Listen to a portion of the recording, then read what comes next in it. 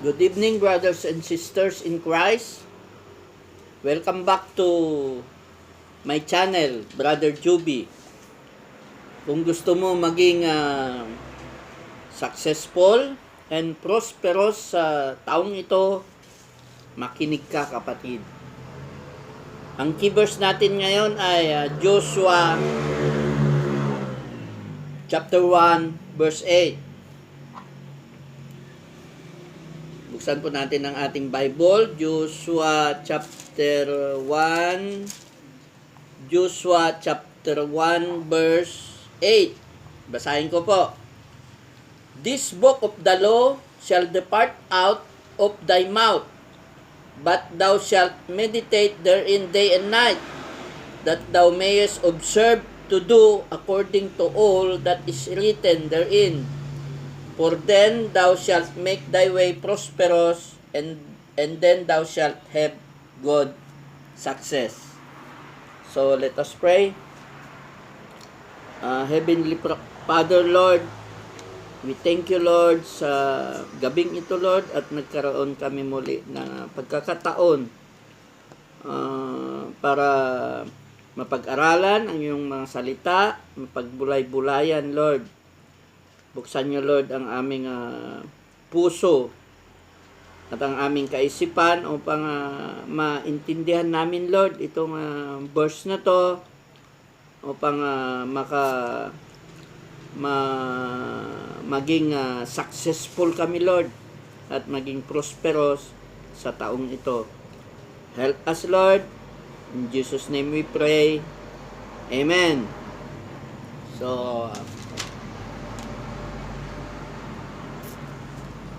mga kapatid, remember that success is often a journey rather than a destination, and adhering to these principles can guide you along the way.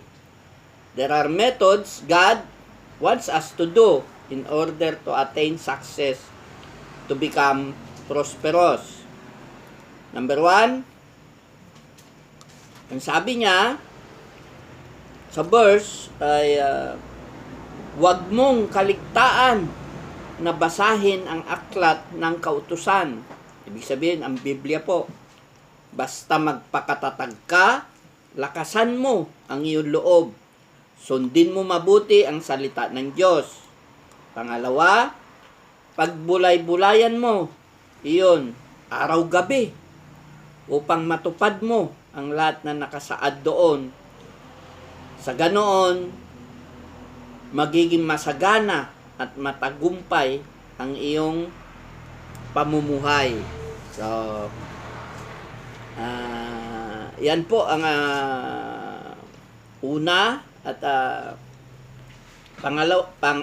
una at saka pangalawa po, at meron pa tayo yung pangatlo.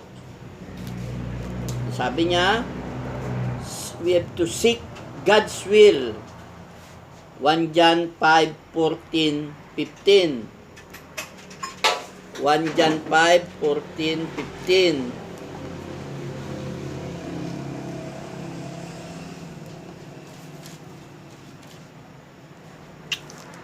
John chapter 5 verse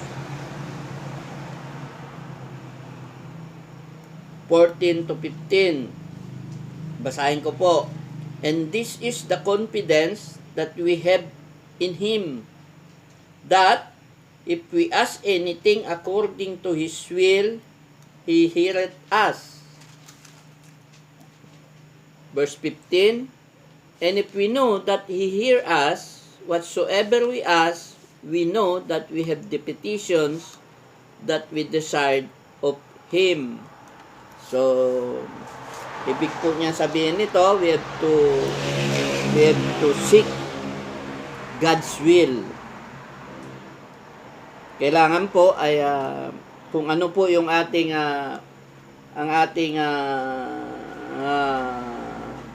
panalangin o ating hinihingi sa Diyos, dapat po yan ay ma-align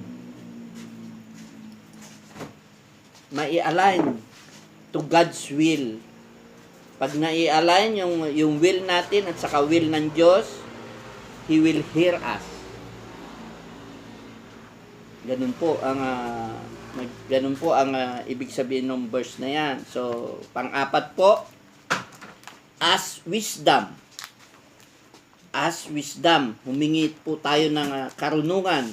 James 1:5. Basahin po natin yung James 1:5.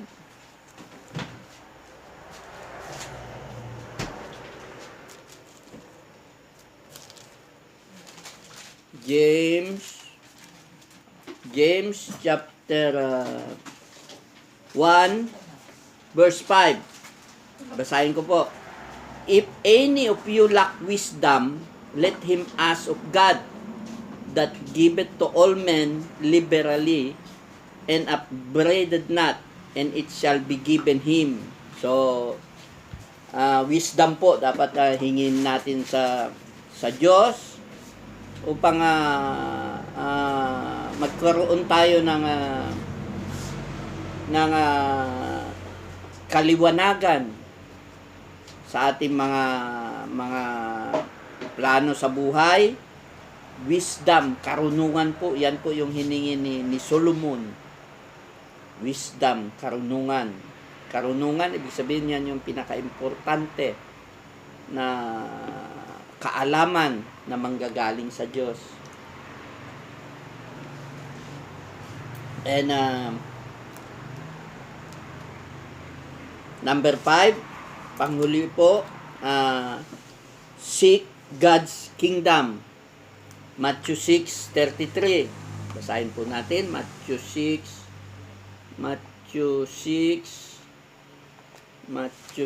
verse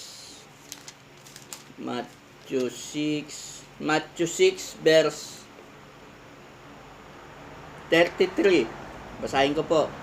But seek ye first the kingdom of God and His righteousness, and all these things shall be added unto you. So, ibig niya po sabihin nito sa Matthew chapter 6 verse 33 na to, ay we have to seek God's kingdom. Anong ibig niya sabihin?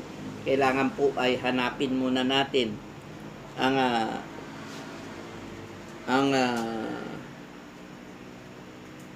kalooban ng Diyos at ang kanyang kabutihan.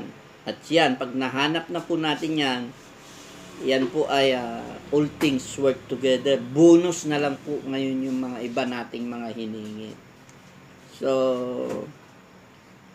kung ma-perfect po natin itong tatlong verse na to at itong hinihingi ng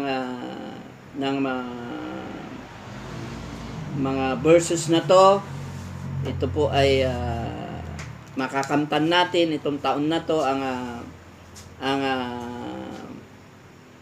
success at maging prosperous. Kailangan lang po natin yung plano natin, kung ano man yung plano natin, yung mga goals natin, kailangan po ay naka-align yan sa